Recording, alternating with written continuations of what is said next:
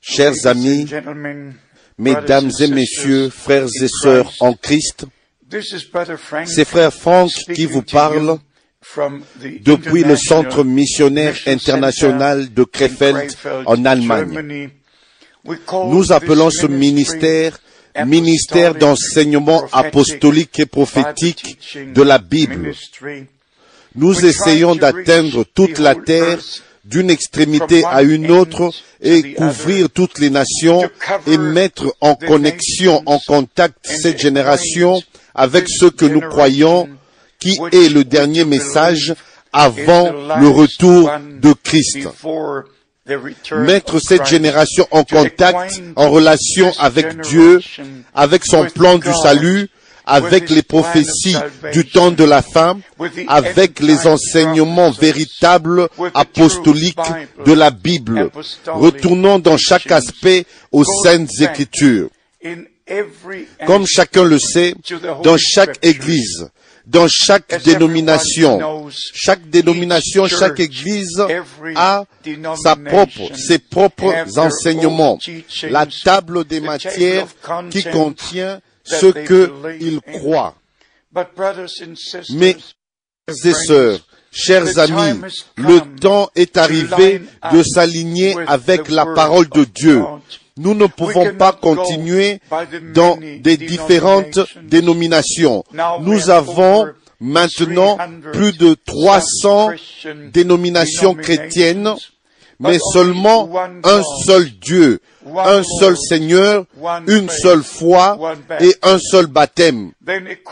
Et puis, conformément aux paroles du Seigneur, il a dit, l'évangile du royaume doit être prêché à toutes les nations comme témoignage pour servir de témoignage et alors viendra la fin. Et encore dans Luc au chapitre 21, notre Seigneur a parlé d'Israël et nous devons toujours avoir en regard devant nous Israël. C'était l'homme de Dieu, William Branham, qui a dit, si vous voulez connaître le temps, quelle heure il est, vous devez regarder à votre montre. Si vous voulez connaître le jour de la semaine, regardez au calendrier. Mais si vous voulez savoir comment le temps est avancé, regardez à Israël. Israël est au centre, conformément aux prophéties de la Bible. Bien-aimés, le Seigneur a dit dans Luc au chapitre 21, verset 24, que Israël, les Juifs, seront dispersés parmi toutes les nations et Jérusalem sera foulé aux pieds par les gentils, les nations, jusqu'à ce que les temps des gentils soient accomplis. Maintenant, nous comprenons qu'après 2000 ans, depuis 1948, nous avons de nouveau un pays appelé Israël. Le vieux drapeau, l'ancien drapeau de David flotte de nouveau dans l'air. Bien-aimés, nous ne sommes pas seulement au temps de la fin, nous nous approchons de la fin du temps de la fin. Le prophète Daniel, au chapitre 12, nous a dit les choses qui lui ont été révélées et qui ont été scellées. Et même le livre devait être scellé jusqu'au temps de la fin. Et puis, nous devons lire et reconnaître par la révélation divine, nous allons lire et la connaissance va augmenter. Nous allons lire et la connaissance va augmenter par la révélation divine. Bien-aimés, les prophéties bibliques ont été en fait depuis longtemps interprétées. Mais maintenant, il n'y a plus aucun besoin d'interpréter les prophéties bibliques. Comme nous voyons ces écritures prophétiques s'accomplir. Pierre l'apôtre a écrit dans 2 Pierre au chapitre 1, à partir du verset 16, il a parlé du retour de Christ. Et il a dit, au verset 16, ce n'est pas en effet en suivant des fables habilement conçues que nous vous avons fait connaître la puissance et l'avènement de notre Seigneur Jésus-Christ. Bien-aimés, et puis nous comprenons et nous trouvons la déclaration qui dit que aucune prophétie de la Bible, des Écritures, ne peut être l'objet d'une interprétation particulière. Des saints hommes de Dieu ont été inspirés par le Saint-Esprit et c'est comme ça que la même inspiration du même Saint-Esprit doit être sur nous afin que nous comprenions comme eux ils ont compris et enseignons comme eux ils ont enseigné et pratiqué tel que eux ils ont pratiqué les choses au début, au commencement même de l'Église du Nouveau Testament. Bien-aimés, si nous regardons au commencement du Nouveau Testament, nous devons faire la déclaration, cette déclaration que le Nouveau Testament a commencé avec le ministère d'un prophète promis.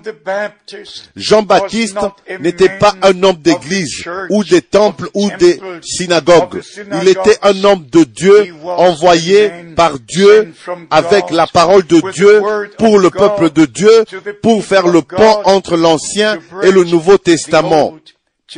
C'est comme ça que dans Luc au chapitre 16, verset 16, il est dit: la loi et les prophètes ont été jusqu'à Jean, et dès lors le royaume est annoncé.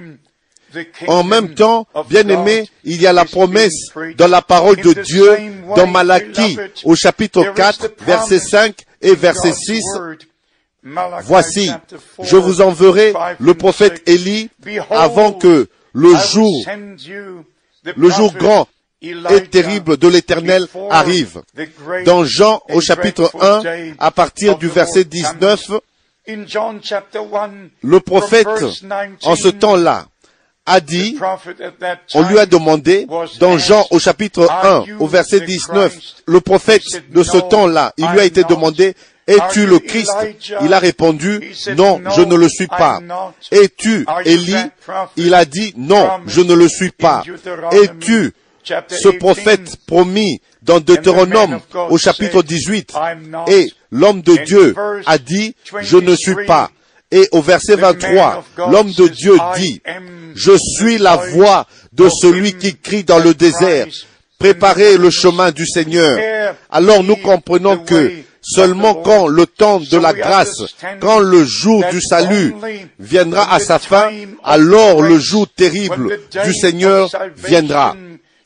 Le soleil ne brillera plus, la lune se changera en sang, les étoiles du ciel tomberont, mais avant que ce jour brûle comme une fournaise, le jour où tous les éléments de la terre seront embrasés dans le feu, avant que le jour du Seigneur, avant que ce jour arrive, le Seigneur, Dieu a promis d'envoyer un prophète. Bien-aimés, faisons face à cette réalité. Nous avons tellement de scribes, tellement de pasteurs, tellement d'évangélistes, tellement d'écoles bibliques, tellement de séminaires. Le monde entier est rempli de cela, et spécialement depuis 1989, quand le changement a eu lieu en Allemagne, en Europe et partout dans le monde. Depuis 1989 jusqu'à 1989, nous avons eu le rideau de fer. Le monde était divisé en deux parties, l'Est et l'Ouest. Mais depuis que le mur de Berlin est tombé, depuis que l'Allemagne est unifiée, maintenant l'Europe est en train d'être unifiée. Le monde entier est en train d'être unifié et nous comprenons que tous les rideaux de fer n'existent plus. Tous les rideaux qui existaient ne sont plus. Nous pouvons librement voyager, aller jusqu'en Chine, en Russie. Nous pouvons aller dans toutes les parties du monde pour prêcher la parole de Dieu et aussi dans ces ministères télévisés, nous pouvons atteindre les pays islamiques. C'est si important d'aimer l'humanité avec l'amour divin. Nous ne devons pas condamner qui que ce soit. Nous aimons simplement comme Dieu nous a aimés. Mais l'humanité a été égarée dans les religions, dans les politiques, et de toutes les manières possibles, l'humanité a été égarée. Je suis un missionnaire. Peut-être que je devrais mentionner ceci.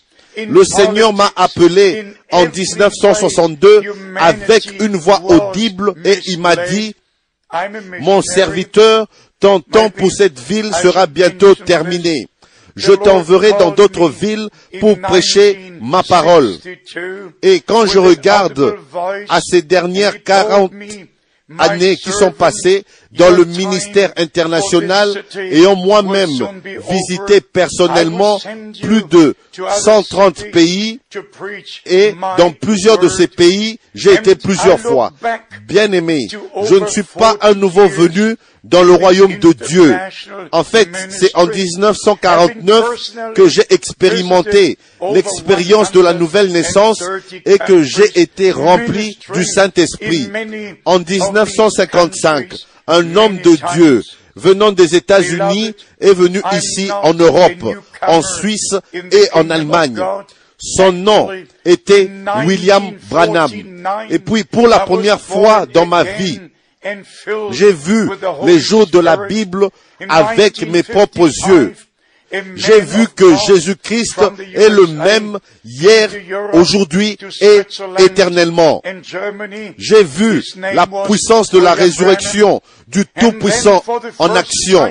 J'ai vu la parole de Dieu être confirmée avec des signes qui l'accompagnaient. J'ai vu des hommes, des gens nés aveugles recevoir leur vue. J'ai vu des boiteux, des infirmes être guéris en un instant.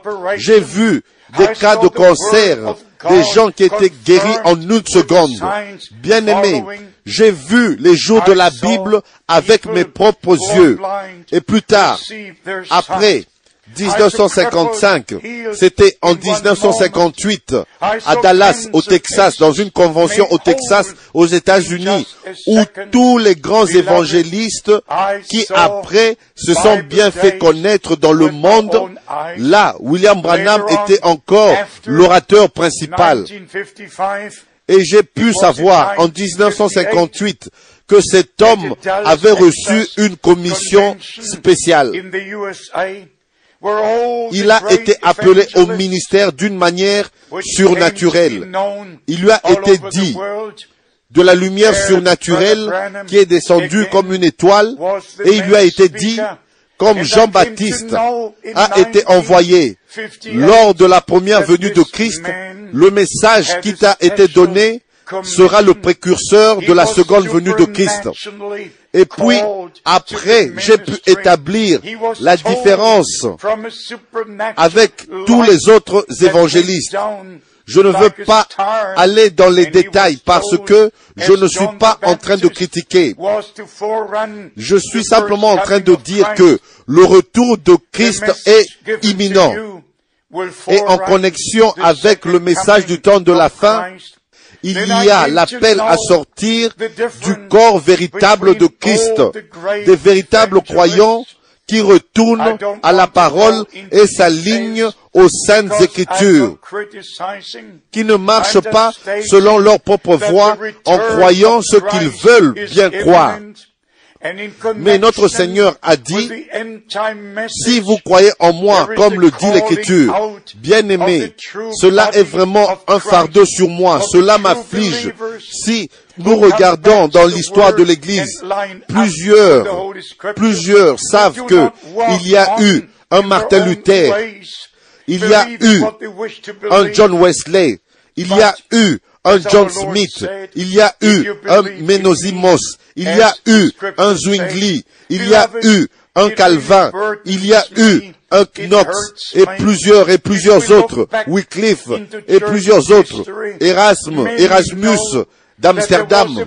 Bien-aimés, chacun sait que Dieu l'a fait dans le passé. Nous savons tous qu'il a fait ça, qu'il a envoyé ces hommes. Et nous reconnaissons tous les ministères, des ministères spéciaux du passé. Et puis, nous avons ceux qui parle de ce qui est arrivé il y a 100 années de cela, quand la puissante effusion du Saint-Esprit a eu lieu. Tout le monde, nous savons tous, nous connaissons tous Azusa Street, la rue Azusa, en Californie.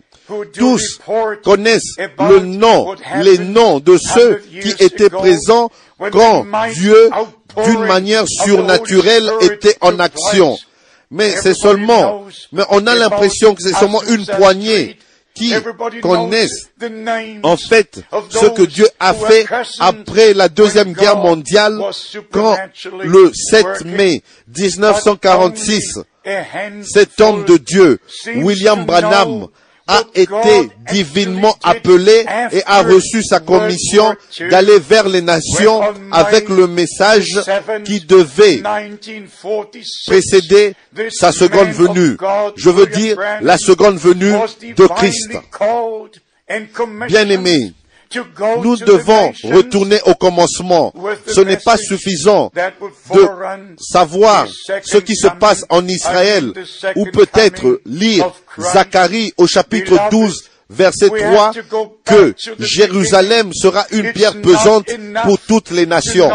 Ce n'est pas suffisant de savoir, de connaître ce qui se passe dans le processus de paix. Ce n'est pas suffisant de connaître tout ce qui concerne le gouvernement mondial. Ce n'est pas suffisant de connaître ce qui se passe dans l'union de toutes les religions et de toutes les églises. Ce n'est pas suffisant de connaître tout ce qui se passe dans le domaine politique et religieux. Les enfants de Dieu ont un droit de connaître la parole de Dieu pour cette heure. Les enfants de Dieu ont le droit de connaître le message que Dieu nous a envoyé pour nous faire sortir de la captivité spirituelle, de la confusion, et nous ramener à Dieu et à sa parole.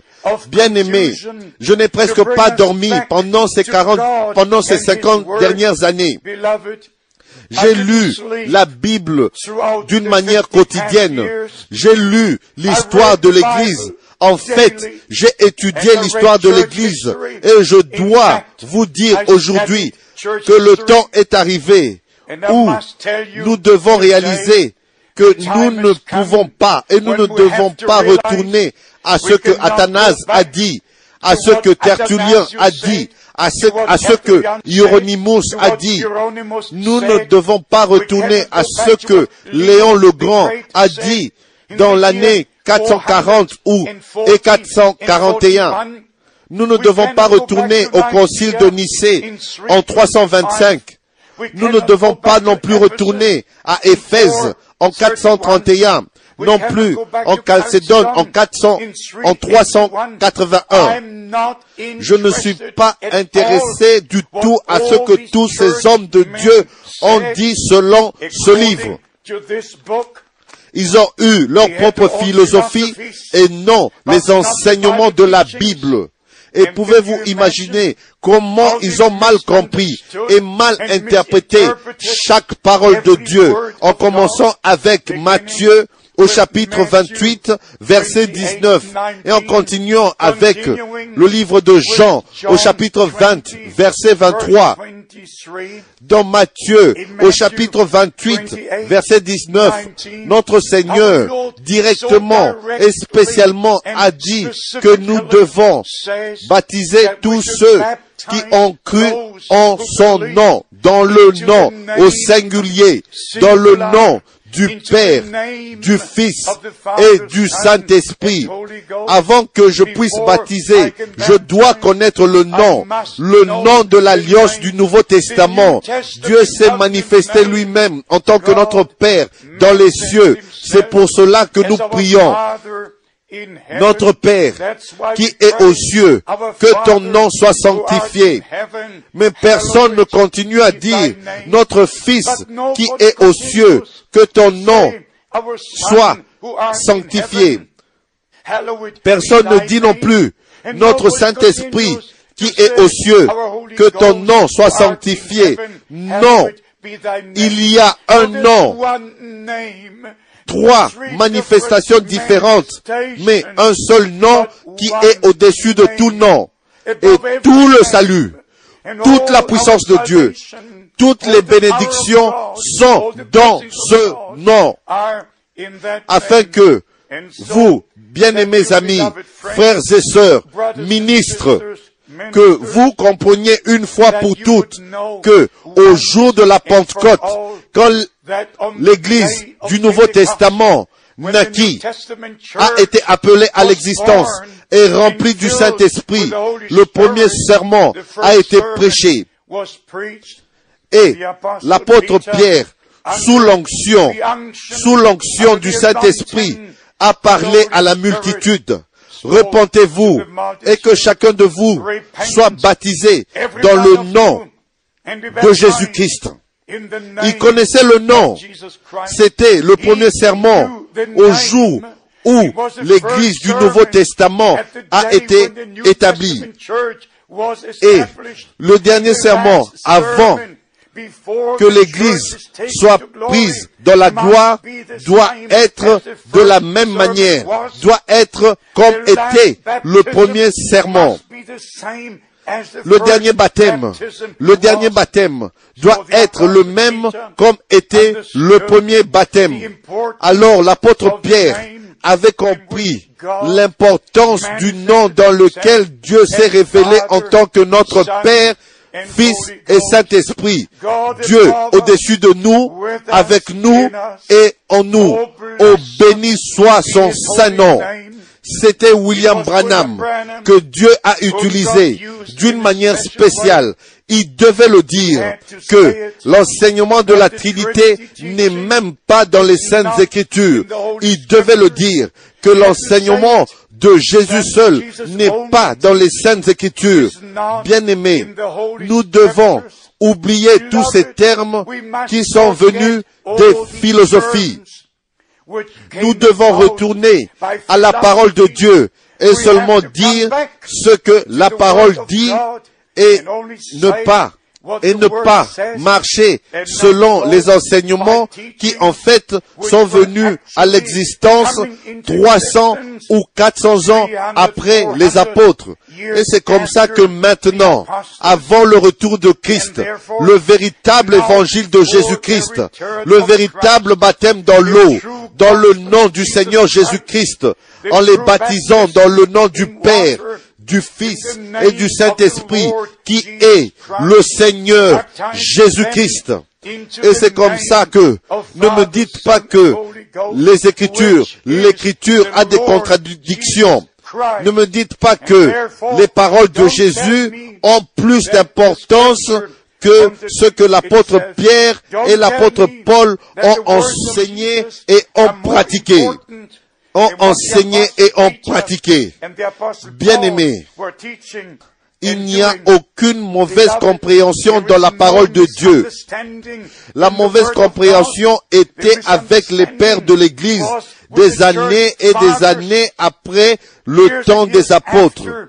Mais Dieu nous ramène maintenant aux véritables enseignements et nous comprenons que la fin doit être comme était le commencement, une totale restauration, un retour, une harmonie avec la parole de Dieu.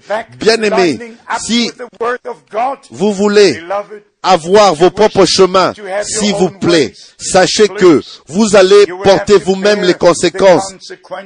Si j'étais à votre place, je sonderais les Écritures. Je dirais, Seigneur, parle-moi. N'écoute pas à ce qu'un homme dit. Retourne et prends ce que Dieu dit dans chaque aspect, dans chaque enseignement et dans chaque pratique. Et de cette manière, les gens au temps de la Bible, ils étaient en fait immergés dans l'eau pour montrer et signifier que ils ont été ensevelis avec Christ et pour vivre avec lui dans une nouvelle vie. Que Dieu vous bénisse et qu'il soit avec vous, bien-aimés. Comprenez que Le retour de Christ est proche. Le dernier message parcourt la terre jusqu'aux extrémités de la terre. Aujourd'hui, le Seigneur vous a parlé et nous aimerions bien avoir de vos nouvelles.